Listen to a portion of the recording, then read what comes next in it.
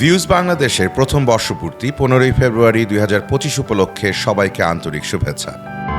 এ পর্যন্ত গণমাধ্যমের স্বাধীনতা শব্দটি একটি ইউটোপিয়ান ওয়ার্ড। গণমাধ্যমের স্বাধীনতার কথা বলি, আমি ওখানেও বলে আসলাম, সেটা হচ্ছে গণমাধ্যমের পরিপূর্ণ স্বাধীনতা বলতে কোনো কিছুর অস্তিত্ব নেই। আমরা পশ্চিমা পত্রপত্রিকা পড়ে বড় হয়ে উঠেছি, নিউ ইয়র্ক টাইমস, বিবিসি, বিখ্যাত গার্ডিয়ান, এই সমস্ত পত্রিকা দেখে এসেছি। কিন্তু একসময় আমাদের কাছে মনে হয়েছে ওরা যা বলছে তা বুঝি পবিত্র গ্রন্থের বাণী। মোটেই তা নয়। তাদের প্রত্যেকেরই একটা নিজস্ব ইন্টারেস্টের জায়গা আছে। তারা সব কিছু দেখে নিজেদের দৃষ্টিভঙ্গি থেকে, নিজেদের, যেমন ধরুন বাংলাদেশের মতো দেশে 50 জন লোক মারা গেলেও তাদের ওখানে ছোট্ট করে নিউজ হয় না, সেখানে একটি বিড়াল মারা গেলেও একটা বড় নিউজ হয়। এটা গেল একদিক। দ্বিতীয়ত কথা হলো, কোন যুদ্ধে তারা কাকে সমর্থন দেবে সেটা তাদের ডিসাইড করা থাকে। সেই নিউজগুলো আপনি আমি যখন সচেতনভাবে পড়ি তখন দেখতে পাই। সুতরাং গণমাধ্যমের, আর বাংলাদেশে সংবাদ মাধ্যমের একটি দুর্ভিক্ষ চলছে আনডাউটেডলি।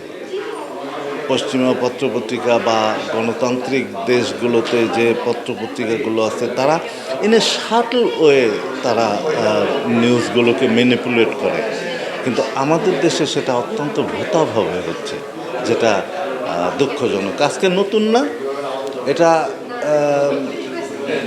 বিগত দিনের যিনি শাসন করে গেছেন তার আমলেও দেখা গেছে, তারও আগে দেখা গেছে, এবং দিনে দিনে যেন আমরা ডার্কার একটা জায়গায় চলে যাচ্ছে। It's very unfortunate. এটা সাংবাদিকদের জন্য কতটা অনিরাপদ হয়ে উঠে? দেখুন, সাংবাদিকদের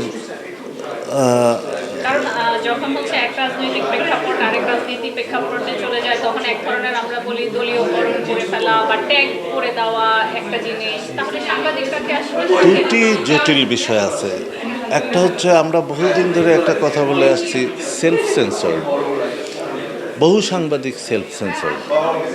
আবার সবসময় যে সাংবাদিকরা সেলফ সেন্সর তাও না, কখনো কখনো তাদের উপর চাপিয়েও দেওয়া হয় যে না, তুমি এইটা না, এইটা প্রকাশ করতে হবে।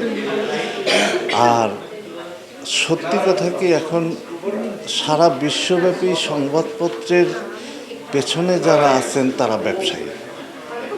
খুব কম প্রতিষ্ঠান আছে যাদের ব্যবসায়ী নেই, সংবাদপত্র তাদের কাছে সবচেয়ে বড় বিষয়। কিন্তু সেই সংবাদপত্রগুলো সব পিছিয়ে যাচ্ছে। সুতরাং সংবাদপত্রের এখন সোশ্যাল মিডিয়া ছাড়া প্রকৃত সংবাদ পাওয়া দুর্বিষহ হয়ে উঠছে। এটা একটা সত্যি কথা। তারপরেও ভিউজ বাংলাদেশকে অসংখ্য ধন্যবাদ যে তারা পুরোপুরি গা ভাসাতে চায়নি বা চাচ্ছে না, বা গা ভাসায়নি। যে কথা মেহেদী রাসেল নিজেও লিখেছেন যে আমরা গা ভাসাতে চাই না।